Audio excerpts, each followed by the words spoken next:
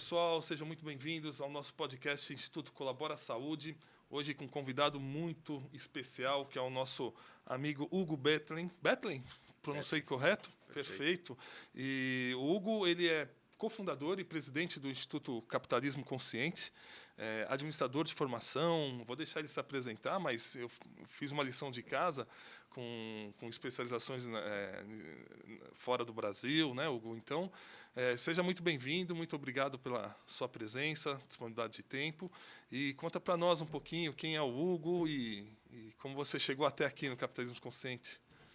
Bom, obrigado pelo convite. É um prazer enorme estar aqui, podendo compartilhar esse momento num podcast tão relevante que fala sobre saúde. Eu acho que, acima de tudo, nós temos que ter saúde. A gente está discutindo muito hoje sobre a nossa vida de 100 anos. E, realmente, nós vamos ver se 100 anos. Eu ainda tenho pelo menos 35 pela frente, né? Só que precisa de saúde. E esse é o ponto fundamental. Como é que eu cheguei aqui? Eu não nasci um líder consciente. E eu entrei para o mercado de trabalho exatamente no final dos anos 70. Na época que Milton Friedman era o grande exemplo que todos nós, administradores, tínhamos, né? Que era maximizar o lucro, era a única responsabilidade social da empresa. O que ele disse na época foi: isso não pode ser feito de maneira ilegal. Só que a gente tem que lembrar que as leis são o nível mais baixo da ética. Então, só cumprir a lei não é grande coisa. É o mínimo obrigatório, mas não é grande coisa.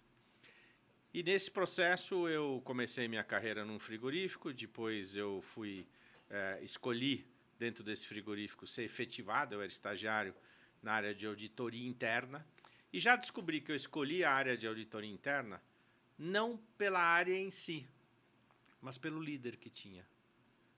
A gente escolhe as pessoas, a gente escolhe as lideranças, não a empresa, nem a posição, nem o cargo, nem nada. E, passado um tempo, foi um recrutamento na minha faculdade. Eu estava na FMU, fazia administração de empresas, da antiga Arthur Andersen, que não existe mais, uma das grandes auditorias do mundo, que também perdeu e desapareceu por um problema de conluio, né? Um problema sério que aconteceu com crise de 2008? uma indústria. Não, foi antes disso, foi no final dos anos 90, um problema entre o sócio e o CFO da Enron, empresa de energia. Eles fizeram um combinado para forjar o resultado. Perfeito. E a companhia desapareceu. Depois foi inocentada, mas o estrago já estava feito. Então, eu entrei na Arthur Andersen, e logo depois que eu terminei o primeiro curso de auditor para poder ir para um primeiro cliente, e eu trabalhava numa divisão que chamava Small Business, ou seja, negócios pequenos. Me alocaram num negócio pequeno chamado Carrefour. Na época tinha 4 lojas no Brasil. Quando eu cheguei lá, inaugurou a 5ª loja. E eu não pretendia ser varejista, eu pretendia ser um sócio de uma empresa multinacional de auditoria. Mas eu fui picado pelo bicho do varejo. Né? Me apaixonei pelo varejo, trabalhei 5 anos lá, prestando serviço muitas vezes para o Carrefour, e no final o Carrefour me convidou para, como se dizia na minha época, trocar o cartão de chapeira. Né?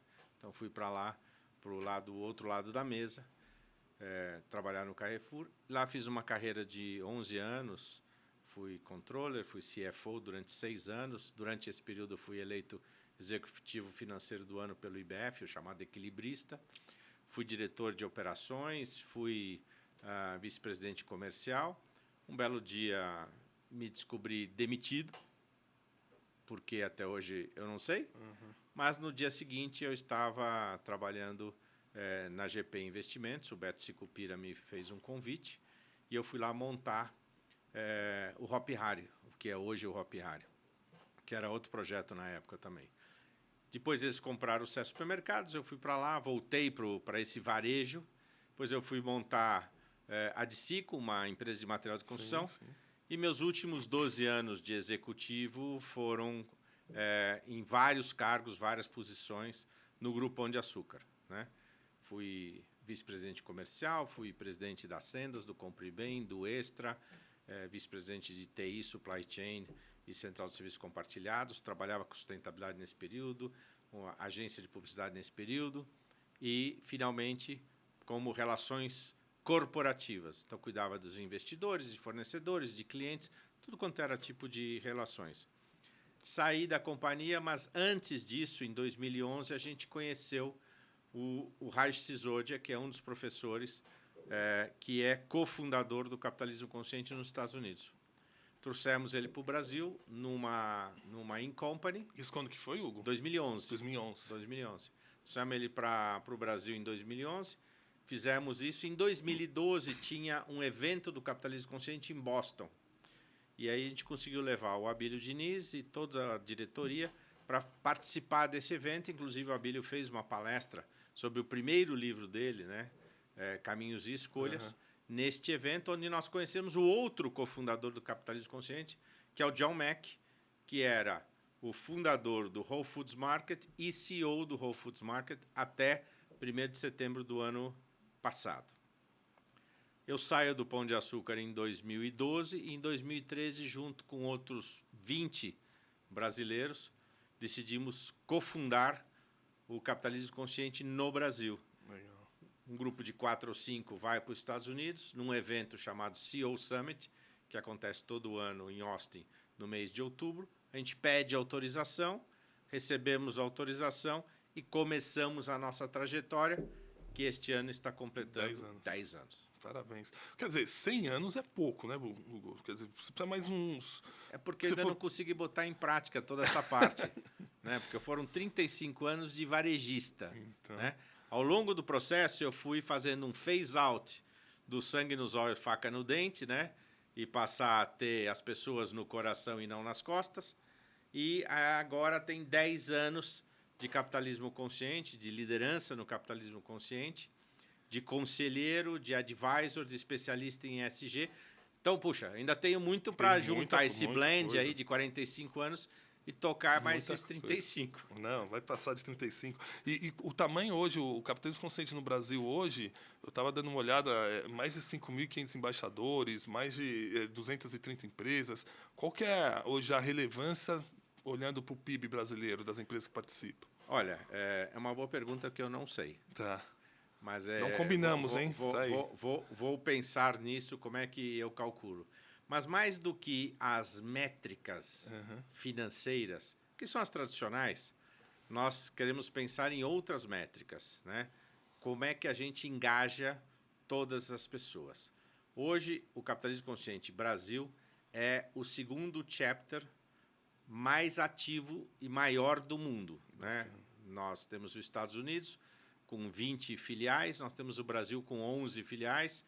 Nós temos um modelo diferente, porque nós não somos exatamente uma filial, né? Então, o modelo americano de como ele arrecada, como ele faz o advocacy dele é diferente do modelo que nós decidimos e descobrimos fazer no Brasil. Nós tivemos que nos adaptar à realidade brasileira. Tanto é que, por exemplo, no capitalismo consciente americano, o propósito em inglês é Elevate Humanity Through Business, ou seja, elevar a humanidade por meio dos negócios. Quando a gente tentou traduzir isso em português, não tem muito sentido para nós aqui. E o nosso problema principal são as desigualdades. Então, o nosso propósito é transformar o jeito de se fazer investimentos e negócios no Brasil para diminuir as desigualdades. Tá? E que está agora sendo revisado. Porque, chegado 10 anos, eu olho para trás e falo, nossa, o que a gente construiu e como foi difícil. Mas eu olho para frente e falo, e agora? Né? Quais são os nossos desafios que temos? Então, com isso, hoje, nós temos o que você disse, 230 empresas associadas, temos 5.500 embaixadores, dos quais qualquer um que está nos ouvindo aqui pode entrar no site e escolher ser embaixador 1, que não custa nada e pega bem. Perfeito. Vai receber o selo, vai começar a receber as informações. Porque hoje a definição do capitalismo consciente é muito mais, nós somos um marketplace de conhecimento. Nós somos um think tanker, né, de jornadas de elevação da consciência e de ESG principalmente. Tá? Esse é o processo que a gente tem. E temos as 11 filiais no Brasil, que neste ano de 2023, eu e a Daniela Garcia, nossa CEO, estamos visitando, fazendo mini fóruns regionais, cada um abrangendo uma das desigualdades, nós escolhemos 10 desigualdades, para tratar desse tema. E isso vai culminar, vai desembocar no 3º Fórum Brasileiro de Capitalismo Consciente, um dia inteiro dedicado e o tema chama da intenção à ação, tá?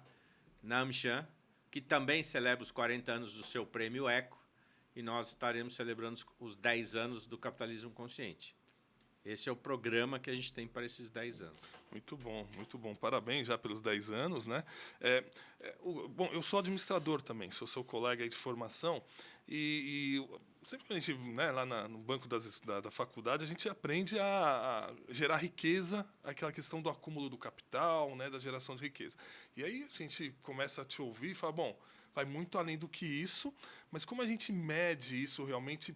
Você trouxe um tema que é o ESG, né? O ESG está sendo cada vez mais disseminado dentro das empresas. Esse é um principal indicador, ou ele se associa aos seus 10 indicadores que você comentou? Como que eu, por exemplo, uma empresa ou um executivo, ele pode se tornar mais consciente na sua prática de negócios? Primeiro, a gente tem que entender qual é o foco que o seu acionista quer dar no negócio.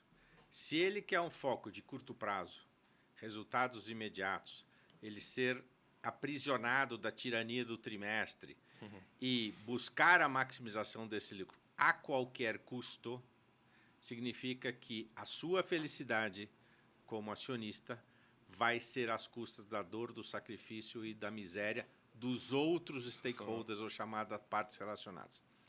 Mas se você pega esse foco e você muda ele de uma miopia, tá, para uma visão de longo prazo, você vai dizer o seguinte: para eu poder chegar nisso, ser sustentável, as pessoas não acordam motivadas para dizer, puxa, eu vou fazer, né, a Colabora Saúde ganhar mais dinheiro hoje, eu estou super motivado, né?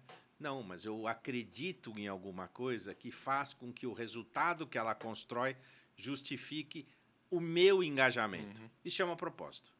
Então, as empresas têm que ter um propósito maior, tem que ter uma relação equânime com os stakeholders. O que é uma relação equânime? Quer dizer que cada stakeholder, inclusive o shareholder, ou seja, o acionista, é parte desse processo. E uma relação equânime, ela é medida pelo grau de risco que cada um assume a se relacionar com a empresa. Então, um colaborador tem um risco? Tem. Mas no final do mês, ele prestou um trabalho, ele recebe a sua remuneração e o ciclo se fecha. Um cliente tem o risco? Tem. Mas quando ele faz a sua compra e leva o seu produto ou serviço para casa, o ciclo também se fecha. O fornecedor tem o risco? Tem. Mas ele manda matéria-prima ou produtos para revenda ou serviços para serem revendidos pelaquela empresa, e quando chega o vencimento da duplicata, ele recebe seu dinheiro e o ciclo também fecha. O governo tem seu risco? Tem. Mas quando fecha o processo, eu vou lá, recolho meus impostos e estou quitado. Quem é o único que só vai ver a cor do dinheiro se esse ciclo inteiro tiver dado certo? Aquele que tem o maior risco, que é o acionista, que botou o dinheiro no risco e espera o retorno. Mas ele poderá ter um retorno rápido e efêmero, ou poderá ter um retorno longo, duradouro, sustentável e que gere impacto positivo, social e ambiental. Então, o que a gente convida é que as empresas façam esse movimento, porque acreditamos fundamentalmente que o negócio é bom quando ele cria valor, é ético quando é baseado numa troca voluntária, é nobre quando eleva a nossa existência e é heróico quando tira as pessoas da pobreza, gerando prosperidade.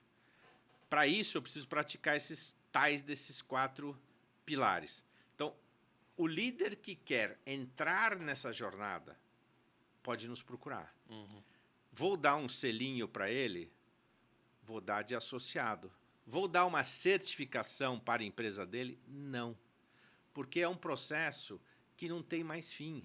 Eu entro nessa jornada e vou melhorando como líder consciente, como empresa consciente, a cada passo. Não quer dizer que a gente não dê formação e certificação de liderança consciente. Mas mesmo você não receberia uma certificação dizendo agora você é um líder consciente. Não, agora você está qualificado para liderar com consciência, cabe da sua própria consciência fazê-lo ou não fazê-lo. Colocar em prática. Colocar em prática. Sabe o que eu fui ouvindo você falar? É muito interessante, porque eu fui validando a tese do nosso instituto, do Colabora Saúde, que tem basicamente esse olhar, tem um propósito muito forte de ampliar acesso, né, à saúde para quem realmente precisa, e olhando a questão da sustentabilidade. Porque hoje a gente tem inúmeros recursos na saúde que não chegam nas mãos de quem precisa. E a ideia da plataforma é justamente fazer esse encontro, né? Então, você foi falando, foi até me dando um alívio, que foi, puxa, acho que a gente está no caminho certo, né? Você falou do ESG, a gente olha muito o Instituto Colabora Saúde também numa pauta de ESG, tanto na questão da sustentabilidade quanto na questão social, né, pela ampliação do acesso.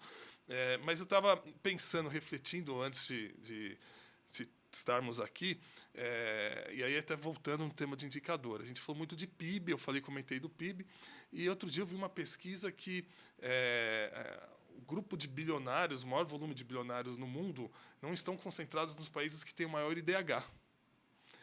Não sei se tem uma relação, né, totalmente direta, mas está um pouco na linha que você falou de conseguir entregar um pouco mais. Né? Quer dizer, a questão do acúmulo ali da riqueza, a gente conseguir entregar um pouco mais. Faz sentido isso? Transita dentro do conceito do capitalismo consciente? Olha que interessante. Eu nunca tinha ouvido esta correlação entre os maiores bilionários não estarem nos países de maior IDH. Tudo parecia que estavam, né? Mas, se nós considerarmos que os países de melhor IDH são menos desiguais, talvez faça sentido. Os países de menor IDH são os mais desiguais, onde eu tenho enorme concentração na mão de muito poucos e enorme miséria na concentração de muitas pessoas. Então, esse processo é um processo de distribuição de rendas. Se você pensar na pandemia, aqueles que sofreram muito, os bilionários recuperaram a sua fortuna em 9 meses. Tem gente que vai levar 9 anos para recuperar o que tinha antes da pandemia. Só o ganho dos 10 maiores bilionários do mundo naquele ano seria suficiente para vacinar a população do mundo inteiro, tá? E acabar com a fome. Mas não acontece. Então, os desafios são enormes. Como é que a gente faz isso? Mas vamos voltar à história do ESG. O ESG, muita gente diz, puxa, nasceu na pandemia. Sinto desapontar. O ESG não nasceu na pandemia e o ESG não é a mutação da sustentabilidade. Tá? Você precisa continuar sendo sustentável para praticar efetivamente o ESG. O ESG nasce em 2005, provocado por Kofi Annan, na época secretário-geral da ONU, tá? Num encontro chamado Who Care Wins, ou seja, quem se importa vence, onde ele liga os principais bancos com as principais empresas e diz, olha, nós já temos o triple bottom line, né? O Planet, People and Profit, criado em 1992 pelo John Eccleston. Temos que evoluir para isso. Se você pensar que cada um desses P's já representa Profit é o G, Planet é o E e People é o S. Mas como é que eu engajo efetivamente isso? E nasce o conceito do ESG, que, por sinal, deveria ser GSE. Ou seja, se não começar pela governança, você vai estar arriscado a ter greenwashing ou social washing. Então, esse é o desafio para fazer. Por outro lado, se você é aquela empresa que resolveu mudar o seu foco da miopia para o seu foco do longo prazo ampliado, você não pode deixar de praticar os pilares ESG como sendo a sua licença de operar nesse planeta. Porque aqui, quando você disser assim, não, eu não vou praticar o ESG agora porque eu preciso garantir meu resultado, significa que você optou em fazer uma apropriação indébita de algo que não lhe pertence e pertence a outro stakeholder. Então, o seu enriquecimento passa a ser um enriquecimento falso. Então, é muito importante que você pense nisso. E qual o legado, qual é efetivamente você vai deixar. Mas não é tão difícil praticar o ESG. Acontece que ele começa com algumas atitudes que as empresas não têm coragem de aplicar. A primeira é uma coisa que no mundo corporativo raiz, né, ninguém fala, é humildade. Todo mundo é arrogante. E humildade significa o quê? Meu amigo, eu não sei onde eu estou. Eu não sei a minha situação de ESG. Alguém me ajuda? Faça um diagnóstico. Feito o diagnóstico, você tem que fazer uma matriz de materialidade. Para quê? Para dizer o que é importante para o meu negócio e não para o seu, nem para o meu vizinho, nem para o meu concorrente, para o meu negócio, o que é importante eu focar nos próximos 5 anos, o que é importante eu focar nos próximos 10 anos. Mas olhe primeiro os próximos 5 anos, cumpra essas metas. Depois você precisa de um negócio chamado arrojo. Arrojo quer dizer o seguinte, alguém me fez o meu diagnóstico, agora eu sei a minha situação e eu tenho que definir metas e métricas e indicadores que são do meu negócio, que vão ser suficientemente desafiadoras para engajar as pessoas a fazerem, mas suficientemente realizáveis para elas não serem uma frustração. Porque aí eu conquistei aquele... É que nem videogame. Eu conquistei aquele desafio, vou para a próxima etapa. Né? E esse eu vou construindo. O terceiro é integração. Não se faz ESG sozinho. Eu preciso integrar todos os meus stakeholders. Quais são os meus stakeholders? O colaborador é o primeiro. Se eu não contar para ele o que está acontecendo, ele não vai se engajar. Esse colaborador, quem que ele atende? Fornecedores e clientes. O que ele precisa fazer? Fidelizar ambos, levar isso para lá. Preciso fazer... Tem a cadeia de suprimento como um todo, tem o meu ambiente, tem o meu mercado, tem o meu tipo de negócio. Então, eu preciso organizar com que todos estejam integrados para a gente traçar juntos essas metas do ESG. O quarto é empoderamento. Eu preciso que você, colaborador, se sinta empoderado para fazer e que se sinta confortável no seu ambiente. Se você sentir um pato fora d'água, certo? Você vai se sentir desconfortável, você não vai fazer. E o quinto, que está diretamente ligado a esse que é fundamental, que também as empresas não gostam de falar, chama-se vulnerabilidade. Ou seja, a nossa capacidade de dizer errei.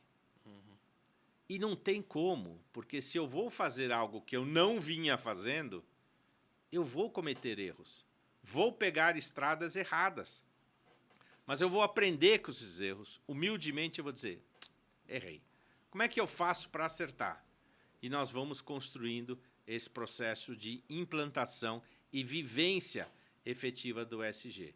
E existe como medir isso e mostrar que isso, no final, traz mais retorno para a companhia. E o Instituto, ele ajuda a formar as pessoas a adotarem essas políticas dentro da empresa. Ele dá você fez a analogia do videogame, né?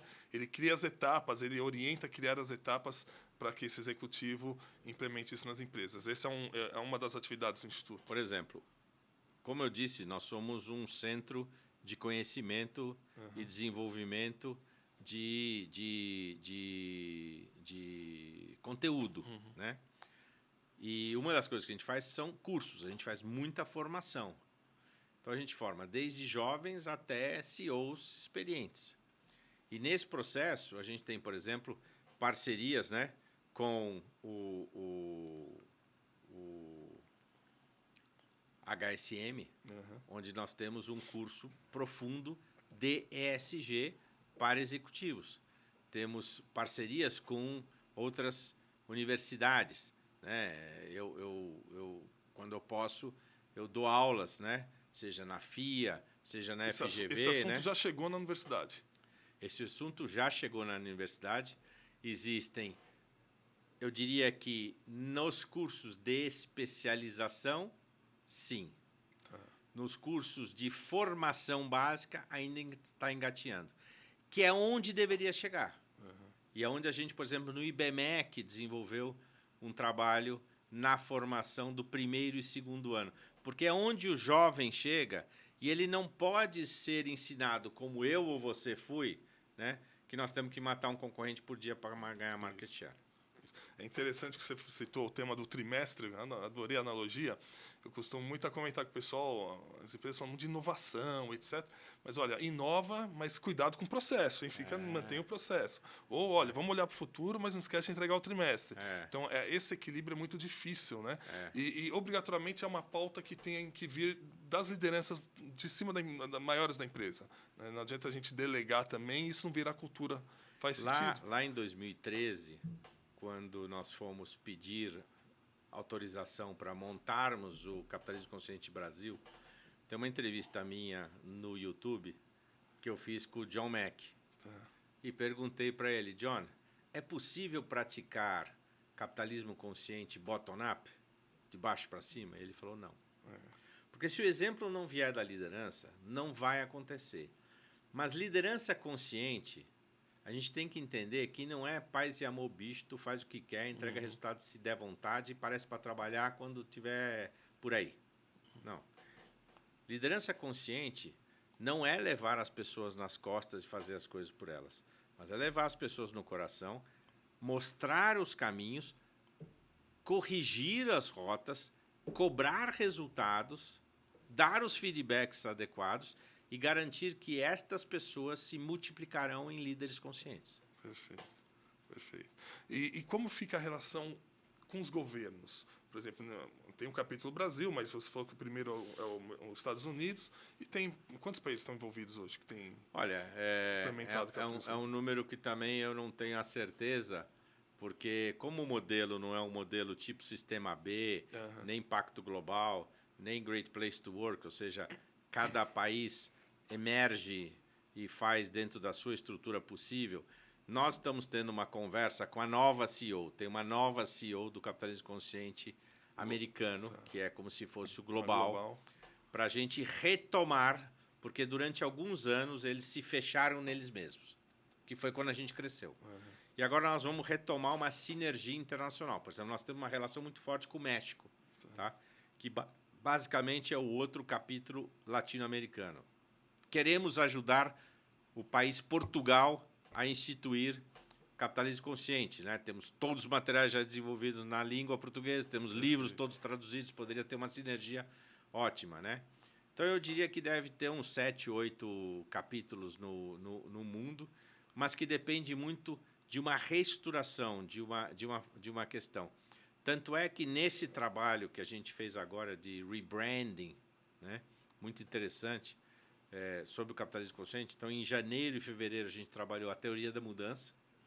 Agora, junto com a Anacoto, a gente trabalhou o rebranding da marca, né, que é muito mais do que mudar a marca. Sabe? Rebranding é trazer um monte de coisa de dentro.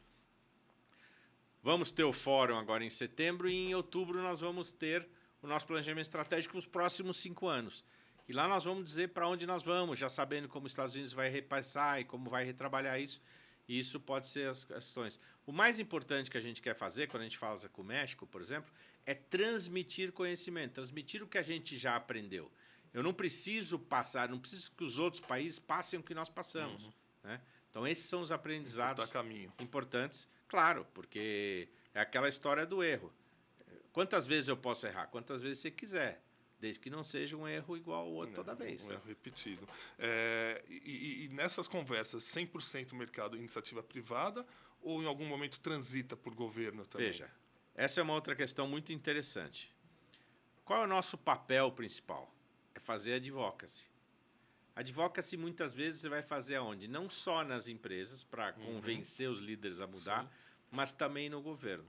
A gente não pode deixar, e nós somos muito ativos, a gente teve cartas abertas, né?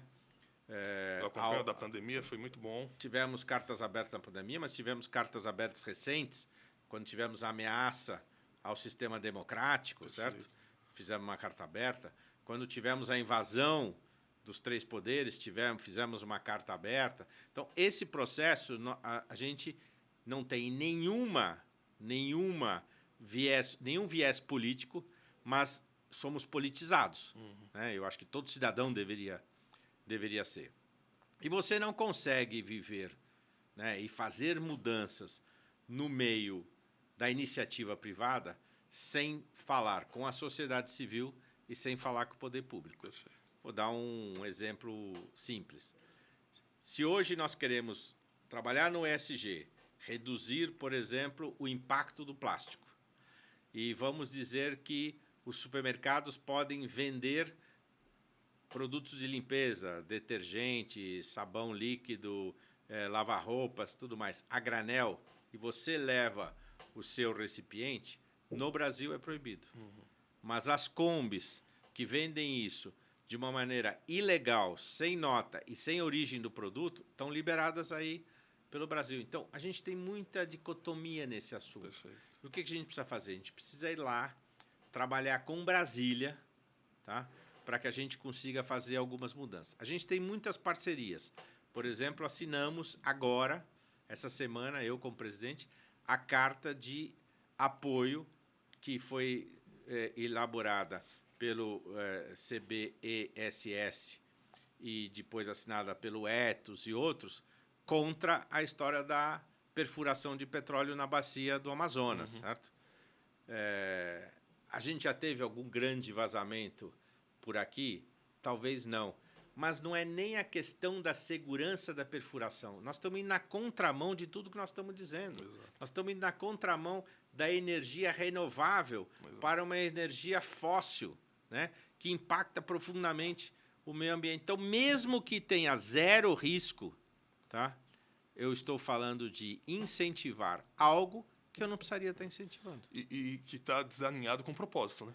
Desalinhado com o propósito e com o discurso que o próprio novo governo traz. Isso. Mas ele tem uma própria dicotomia nesse assunto. Perfeito. Sabe que isso a gente enfrenta muito na área da saúde, porque a gente tem uma saúde, o sistema brasileiro ele é um sistema único, né? De fato, né? Não só no nosso configuração do SUS, mas quando a gente compara com os outros países, nós temos um sistema público que é universal, né?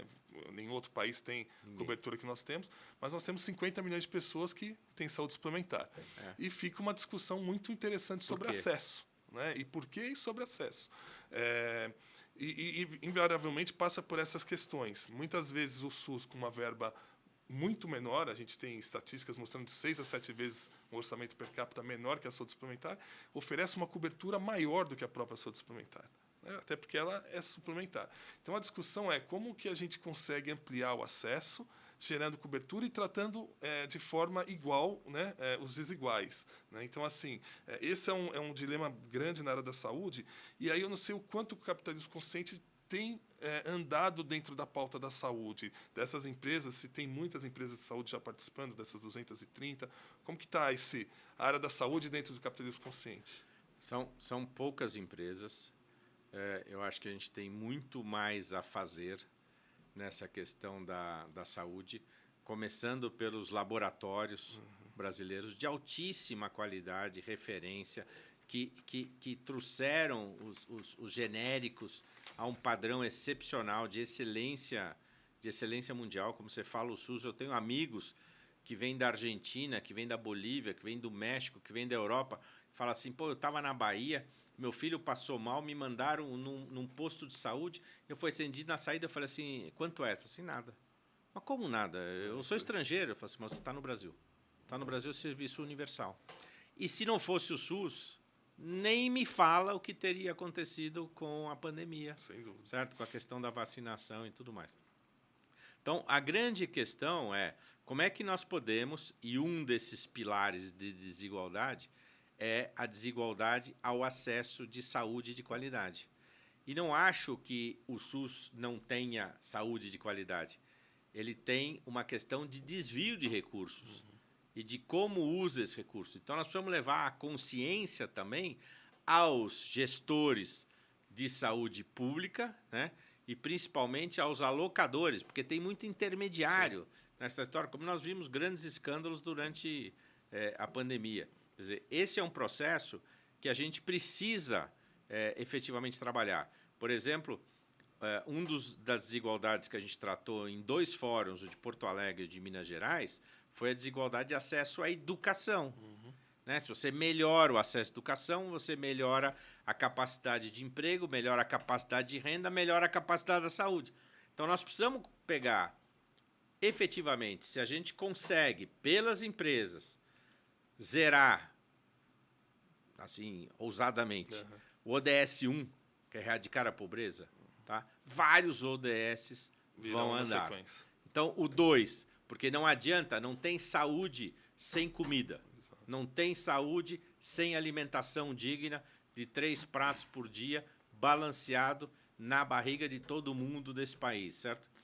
E aí eu vou ter que trabalhar para quê? Para que o ODS 4, que é exatamente a parte de saúde. Né, esteja lá sendo cumpridas. Como é que eu consigo retornar isso? Então, não tem como não trabalhar esse triângulo, né? Poder público, iniciativa privada e sociedade civil. Muito bom, porque a gente tem uma audiência boa da indústria farmacêutica, operadoras de saúde, aí já fica o convite. Né? Fica o convite para vocês se associarem ao capitalismo consciente e levar todo esse conhecimento para dentro das empresas. Elas investem muito em ESG. ESG é uma pauta hoje que vem sendo muito bem trabalhada, né? Mas que pode ser ampliado. Né? Eu vou fazer uma provocação, sim, já que você fez o convite, e vou fazer um convite também para as farmacêuticas, né? Vocês têm muito dinheiro, vocês ganham muito dinheiro, mas a legislação não permite que você gaste isso em marketing. Né? E aí você vai fazer corrida de caminhão, corrida de carro, não sei o que lá, nada contra. Mas um pedaço poderia ser reinvestido para que a gente efetivamente trabalhe na transformação da consciência das empresas e dos próprios operadores de saúde, dos médicos, né? Nós temos que acabar com esse modelo, diz assim, só quer com nota ou sem nota? Isso. Né? Então, esse tipo de coisa não traz valor ao Brasil.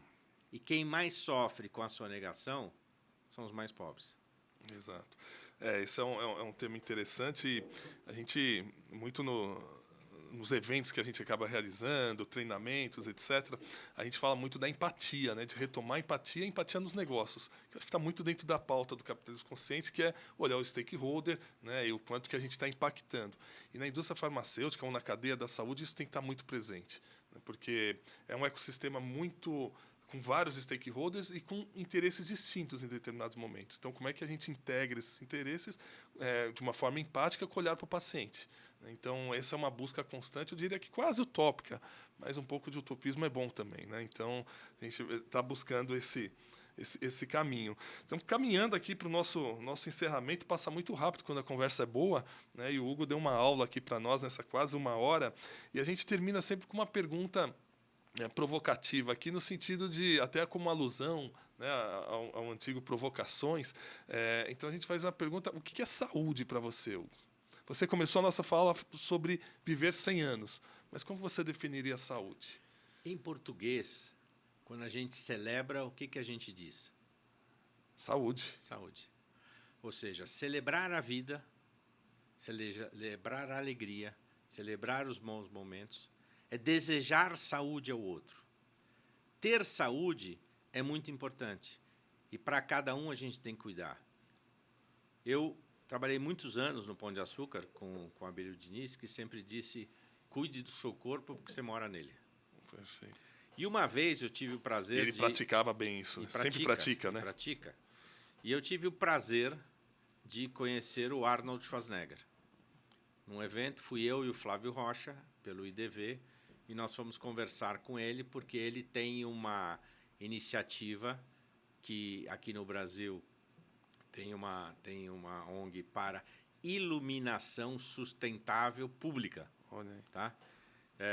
Que ele criou lá na Califórnia, quando foi governador e tudo mais. E é muito interessante, né, que chama o R20. Né? E nesse processo, a gente foi encontrar com ele, e quando estivemos lá, ele falou: bom, como vocês podem perceber, ele estava fazendo aquele evento dele, do Schwarzenegger, não sei o que lá, que tem no Rio de Janeiro. encontramos com ele, ele falou assim, como vocês sabem, eu me preocupo muito com a minha saúde, com a minha condição física, né? E repetiu a frase do Abílio, ou seja, cuide do seu corpo porque você mora nele. Mas de nada adianta você ter um corpo saudável num planeta podre.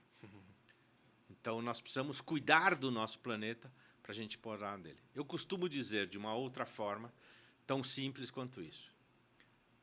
Você conhece algum cliente de alguma empresa no Brasil ou no mundo que não seja uma pessoa? Não. Você conhece algum colaborador numa empresa no Brasil ou no mundo que não seja uma pessoa?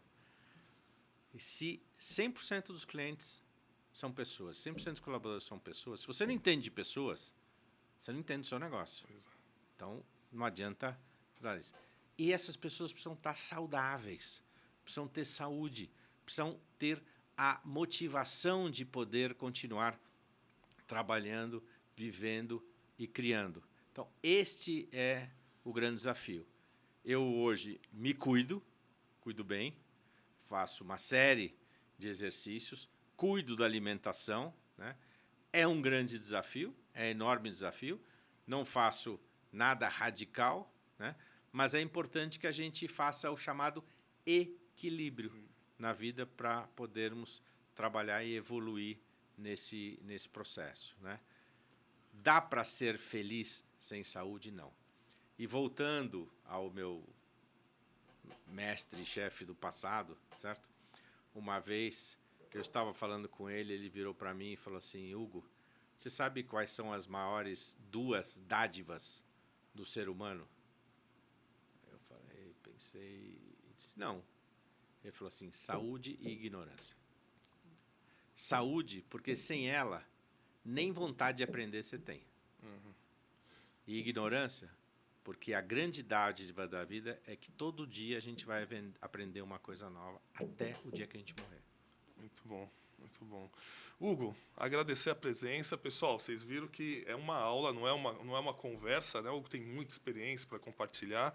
E agradecer, desejar aí muito sucesso na comemoração, celebração dos 10 anos do Capitalismo Consciente no Brasil. Nos colocarmos à disposição, no Instituto Colabora Saúde, em poder apoiar o Capitalismo Consciente num capítulo, de repente, de saúde. Espero que a gente possa se encontrar mais vezes e retomar esse bate-papo. Será um prazer. Saúde, então. Saúde para nós.